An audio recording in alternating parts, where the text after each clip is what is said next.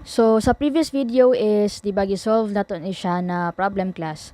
So, kaning A and B na to, actually, kaning A is, if nagtanaw mo sa previous video is, kaning A is kato itong nakuha na answer. Pero, di ba, nag-mention ko na sa akong reference na gikuha is kaning letter B ang ilang answer. So, itong bahaton karon is, i-check na to atong mga, i-verify na to itong mga answers using calculator technique if tama ba itong nakuha na duha ka answer. Okay, so, again ha, kaning duha is both correct. I-verify lang na to, class, using calculator technique para makatuon pud mo, okay? So, letter A. A sa ata karon. So, step number 1 is katong giingon na store lang sa calculator si 1.1 as x and si 2.2 as y. So, So, you have 1.1 shift store x, 2.2 shift store y. Okay? So, that's step number 1. Then, step number 2 is to get dy over dx. So, asa man ni siya kuhaon, class? Kaning dy over dx is magikan ni siya sa diriya sa to ang given na problem. So, kuhaon do na to ang value ni dy over dx. So, ato asa siyang i-rearrange na ma-dy over dx siya, class. So, di ba you have xy dx minus x squared plus 3y squared dy equal to 0. So, itong bahaton is kani siya, class, na term. Atong is-transpose sa pika side. Okay? So, you have xy dx is equal to x squared plus 3y squared dy. Then, dy over dx ka. Okay, so dy over dx. So, pag nag-dy over dx ka, kaning dx is diri sa baba, and then kaning x squared plus 3y squared is i-cross multiply po diri sa pika side. So, naa kay dy over dx is equal to xy over x squared plus 3y squared. Okay, so that's your dy over dx. Okay, so atong gibuhat lang gid actually is gi-rearrange lang gid nato atong given na equation, tong original equation. So, once na rearrange na siya, class, get the value of dy over dx. So, katong x is equal to 1.1 o katong y equal to 2.2 is mo nito i-substitute diri na equation, class. Okay, so calculator. So, you have xy over x squared plus 3y squared. Okay, then, again, na shift store naman sa calculator itong 1.1 o si 2.2, no? So, equal sign, paki-shift store C ni siya, class, as stated here. Shift store C. Okay, that's step number 2. Next step, step number 3, using the choices, isolate C and compute dc over dx and dc over dy to get dy over dx. So, using the choices, meaning to say katotong final answer, gamiton na to, kaning letter A. Mao sa tong gamiton, ha. Isolate C.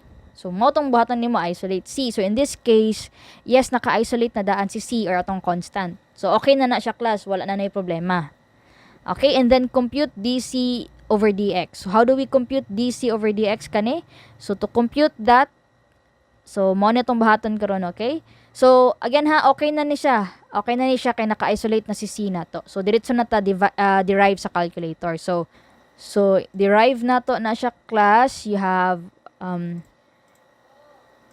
x squared, x squared over 2y squared minus 3 ln of y. Okay, then x ni diri calc. So, 1.1 and 2.2. Okay, then shift store A. Okay, shift store A. And then, after ato, motong si dc over dx na to. And then, karon kaning dc over dy na pod. So, as I said before, wala tay dy sa calculator, naka-dx lang atong calculator. So, atong bahaton diri class, to get dc over dy is, di ba, kani atong mga x, mahimo na siyang y. Kani atong mga y, mahimo na siyang x. So, kaning y po diri mahimong x. So, gi-interchange lang yun. Interchange x and y. Ha, to get dc over dy. So, gi-interchange lang na to ang x and y, ha.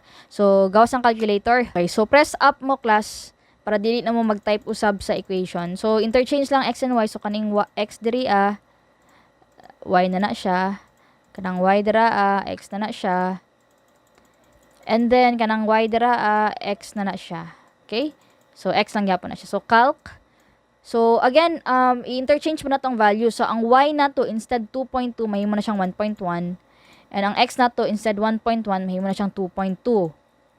Okay, so shift store, ano na letter? Shift store B.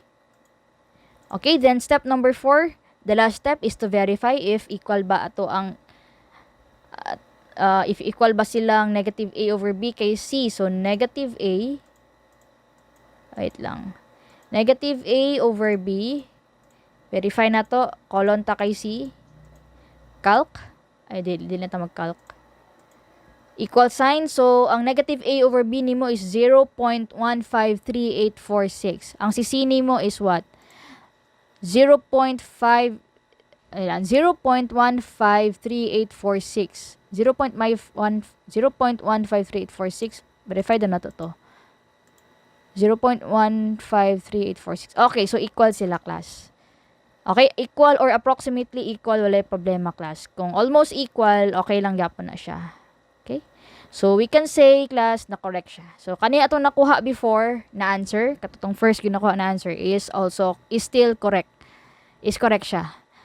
Okay, so, medyo, kung ipadayon ako ang letter B, medyo mataas siya. So, sa next video na lang, class, is, ato ang i-verify katong atong second answer good na nakuha katong sa reference sa kung gikuhaan kani siya kaning letter B is ato ang i-verify if tama pud ba gihapon siya na answer.